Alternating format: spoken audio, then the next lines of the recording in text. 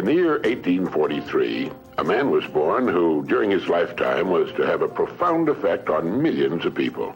His name was Russell Herman Conwell. He became a lawyer, then a newspaper editor, and finally a clergyman. Well, one day, a group of boys came to Dr. Conwell at his church and asked him if he would be willing to instruct them in college courses. They wanted a college education, but lacked the money to pay for it.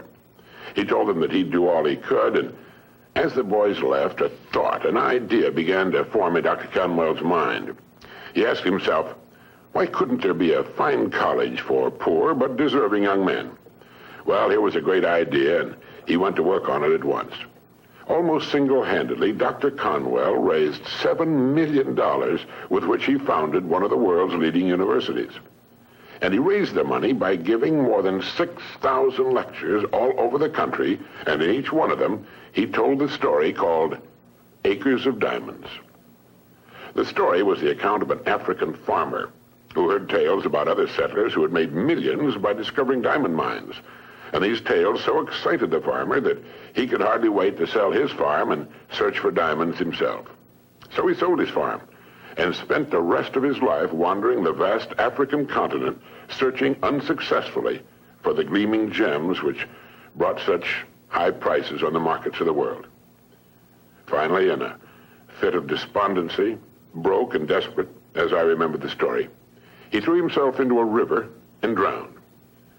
Now, meanwhile, the man who had bought his farm one day found a large and unusual stone in a stream which cut through the property. And the stone turned out to be a great diamond of enormous value. And he then discovered that the farm was covered with them, and it was to become one of the world's richest diamond mines.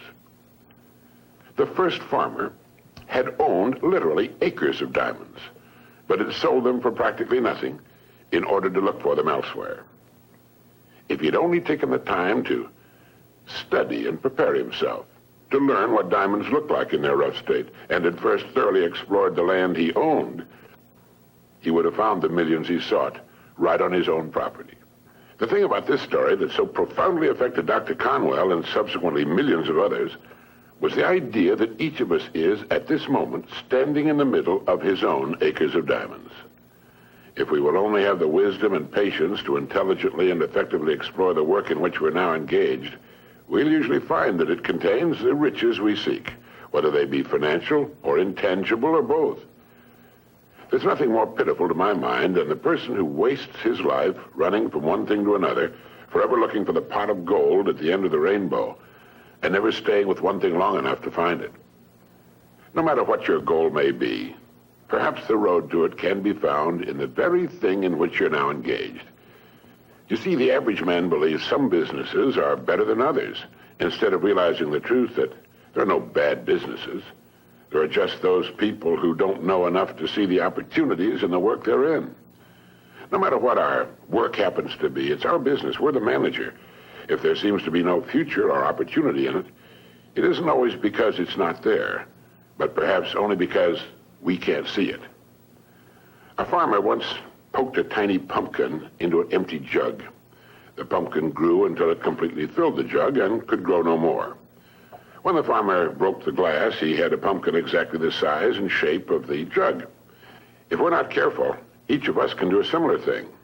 We can mistakenly poke ourselves into jugs that limit our growth.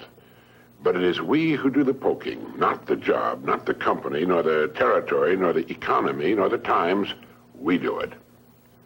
People who become outstanding at their work are those who see their work as an opportunity for growth and development, and who prepare themselves for the opportunities which surround them every day.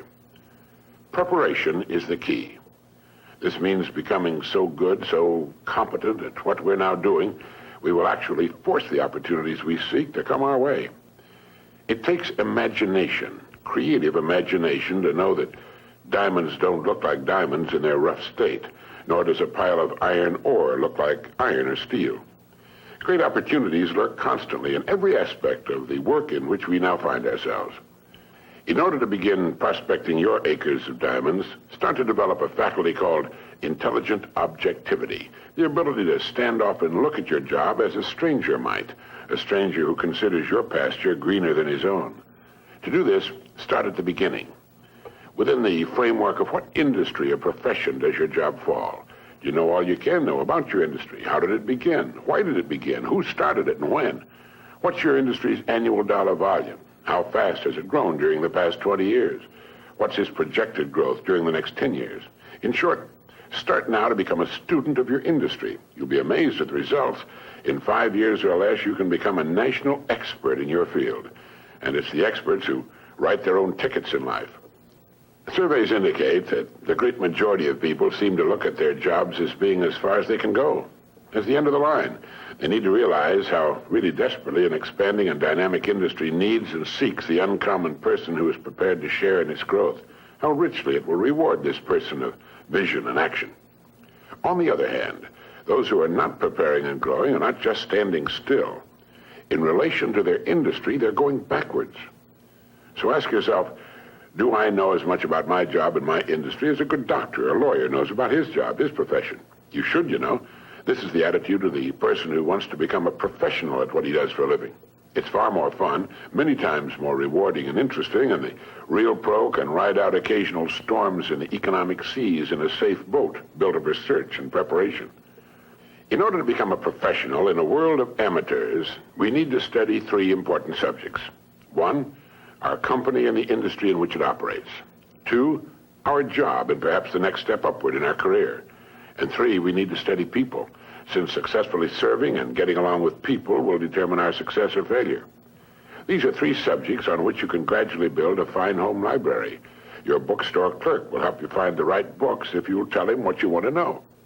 Frequently, all you need in order to make an enormous improvement is simply a reminder of things you've known but have forgotten.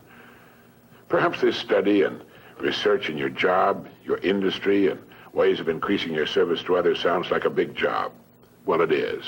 But it's fascinating, and in the long run, it pays tremendous dividends, builds complete security, and it can be accomplished in an hour a day devoted to reading and making permanent notes. Think of ways and means by which you can increase your contribution to your company, your industry, and those whom you serve. You'll begin to notice a wonderful change in your world, for as ye sow, so shall ye reap.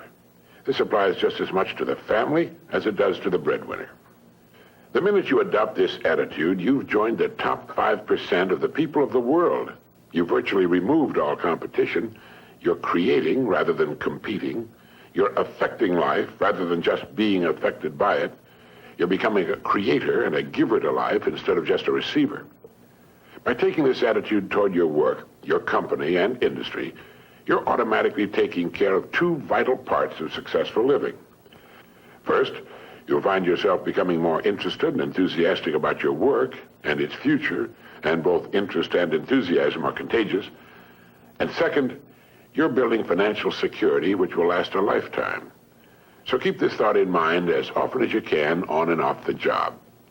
Somewhere in your present work, there lurks an opportunity which will bring you everything you could possibly want for yourself and your family.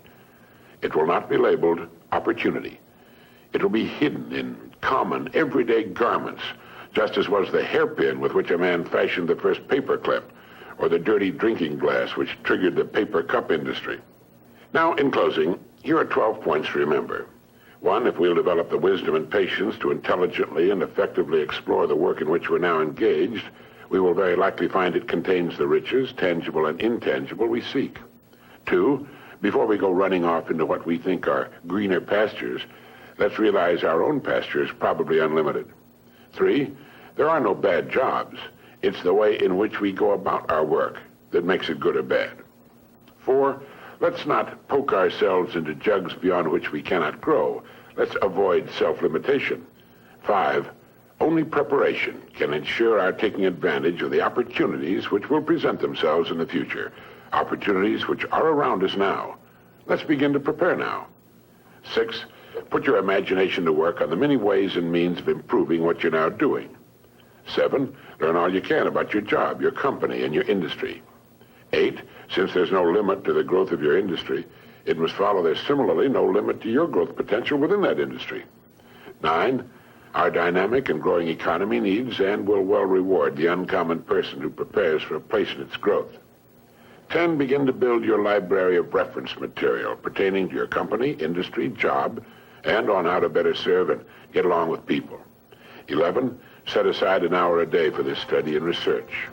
12, remember the story of the acres of diamonds.